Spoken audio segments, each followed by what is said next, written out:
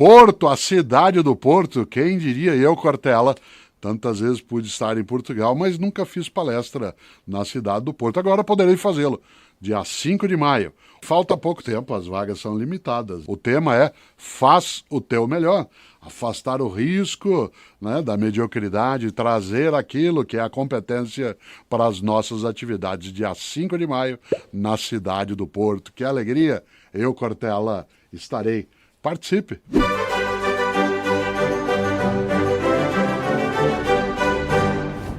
Engraçado não é ridículo. Engraçado não é o piadista, até pode ser. Uma pessoa engraçada é aquela que nos faz bem. Porque uma pessoa que nos faz mal é a que não tem graça, por isso ela é desgraçada.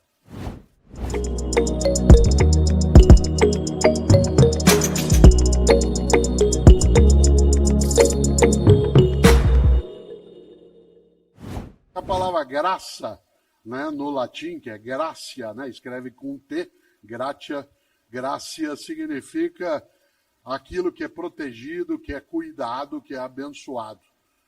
Alguns dos cristãos, especialmente os católicos, têm uma oração que diz Ave Maria cheia de graça. Esta ideia é muito marcante, porque a expressão graça do latim, ela é uma tradução de uma expressão grega antiga muito bonita, que é caris. Caris. Caris, da onde vem carisma? Da onde vem carismático? Da onde vem eucaristia? Vocês sabem que o prefixo eu, em grego, significa bom, né, ou boa. Por isso, eucaristia é a boa graça, a boa bênção. Muita gente, quando partilha uma refeição, seja, né, dentro de uma igreja, de um templo ou de um outro lugar, às vezes dá graças, rende graças. Afinal, a expressão caris no grego antigo é cuidado, protegido. O que é uma pessoa carismática? É aquela que nos faz bem. E tem gente que se coloca como propósito fazer bem aquilo que faz e fazer o bem também naquilo que faz. Uma pessoa cheia de graça, há um termo para ela, que pode até parecer estranho, mas uma pessoa cheia de graça é uma pessoa engraçada. Atenção, engraçado não é ridículo. Engraçado não é o piadista, até pode ser. Uma pessoa engraçada é aquela que nos faz bem. Porque uma pessoa que nos faz mal é a que não tem graça, por isso ela é desgraçada. Uma cidade que nos faz bem é uma cidade cheia de graça. Um trabalho que nos faz bem é cheio de graça. O que se ausenta na graça, a gente diz que desgraça. Por isso, olha só, você já ouviu isso, ou já disse. Ô trabalho desgraçado. Ô empresa desgraçada. Ô família desgraçada. E agora com as redes sociais, então, a família pode mostrar em larga escala o que ela é um tribunal que não tem recesso, que funciona 24 horas de modo ininterrupto. E aí há pessoas que olham e dizem, ô família desgraçada. Eu moro em São Paulo, como disse, há 55 anos. É comum a pessoa dizer, ô cidade desgraçada. Ô governo desgraçado. Ô professor desgraçado. Quando eu era criança em Londrina, desgraçado era palavrão. A gente precisa cuidado. Eram duas palavras que eram proibidas quando eu era criança em casa. Desgraçado, que meu pai Antônio e minha mãe Emília impediam que a gente o fizesse. E a outra era lazarento. Hoje em dia nem faz muito sentido a palavra lazarento, ela parece um pouco arcaica, né? Minha mãe Emília, que faleceu com 93 anos, ela gostava muito de eu contar para ela duas piadas. E eu gostava de contar porque ela pedia para contar de novo, e eu podia contar outras vezes, não porque ela estivesse sem memória, mas porque ela ria muito. Uma delas é uma piada cheia de graça, porque às vezes eu dizia para ela que isso poderia valer para nós, claro que de modo humorado, em que diz que o menininho de 5 anos, a mãe proibiu que ele fizesse algo, ele virou para ela e falou assim, filha da puta, Ela falou, quem que é filha da puta? Ele falou, eu.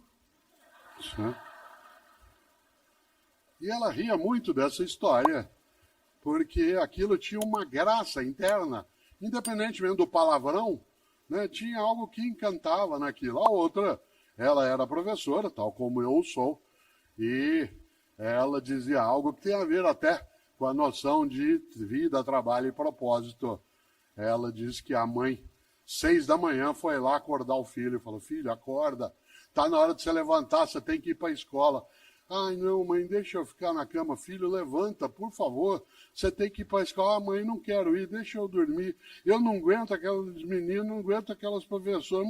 Filho, você tem que levantar, filho. Você é o diretor da escola.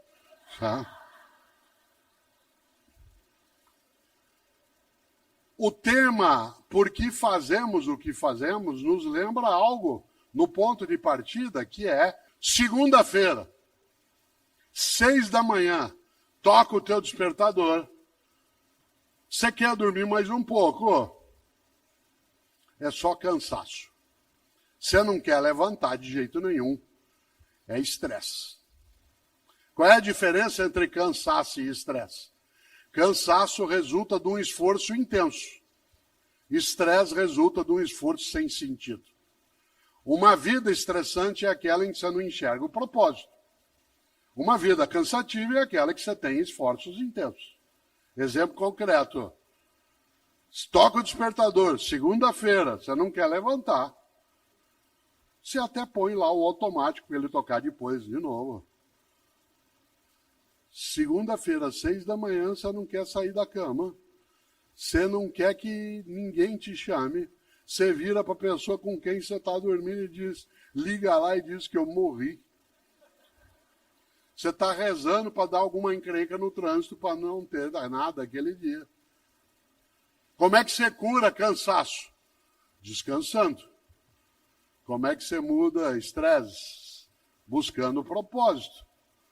Evidentemente. O cansaço vem do esforço intenso.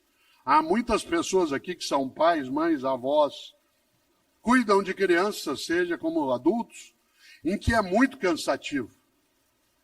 Criança te exaure. Criança faz com que você entre em estado de exaustão. Quantas pessoas aqui que são pais ou mães de crianças pequenas, né, não veem a hora delas crescerem sem saber que fica pior? Que quando eles são pequenos você não dorme porque eles não deixam. E depois quando eles crescem você não dorme porque eles não chegam. Claro! Ainda assim, tem propósito. Quer ver um exemplo? Uma mãe, isso mais na costa feminina, 2/3 do trabalho que é feito no mundo para a humanidade ficar viva é feita por mulheres, o trabalho. De cada 3 horas que se trabalha no planeta para a humanidade continuar viva, 2 delas são as mulheres que fazem, uma são os homens. O que é um desequilíbrio brutal.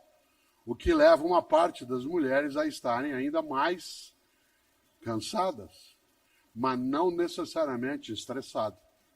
O estresse vem quando você não tem reconhecimento, não vê sentido naquilo que você está fazendo. Olha só, pessoas que aqui atuam na área da saúde, que passaram 2020 e 2021. Nós estamos nos aproximando da data do primeiro óbito por Covid no Brasil, regulamentado oficialmente, que foi 17 de março de 2020. Eu nunca me esqueço, porque no 15 de março de 2020, eu fui fazer um programa de TV, um programa do Faustão. Aliás, eu estava nele a semana passada, lá no Arquivo Pessoal, sendo homenageado, que para mim foi muito honroso, mas fui fazer o programa e já era sem público. E nós não tínhamos óbito registrado ainda. No dia 15 de março.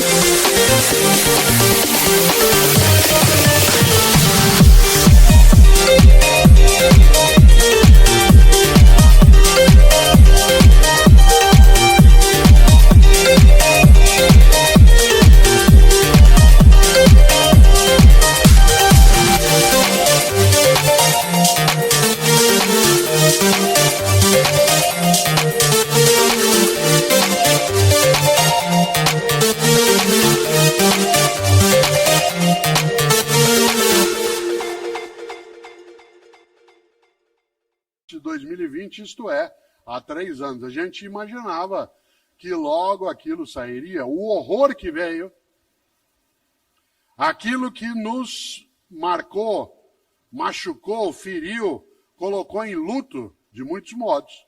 Só não foi mais horroroso porque mulheres e homens, neste país e fora daqui, no seu propósito de cuidar,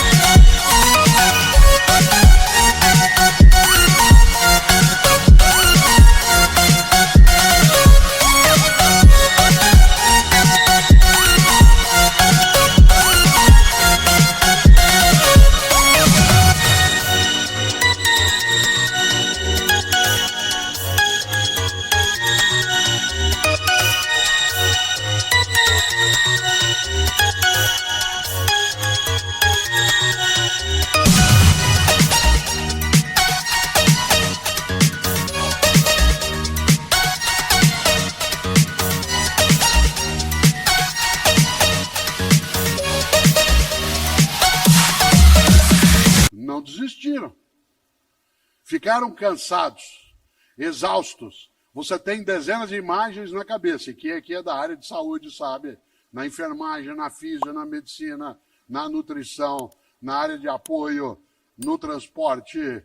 Pessoas que a gente via as imagens em setembro, outubro de 2020, caídas no canto, encostadas nas paredes dos hospitais, exaustas. E não desistiram. Ah, doença desgraçada. Então vamos enfrentar. E por isso um monte de gente cheia de graça foi atrás. Insisto, não confunda cansaço com estresse.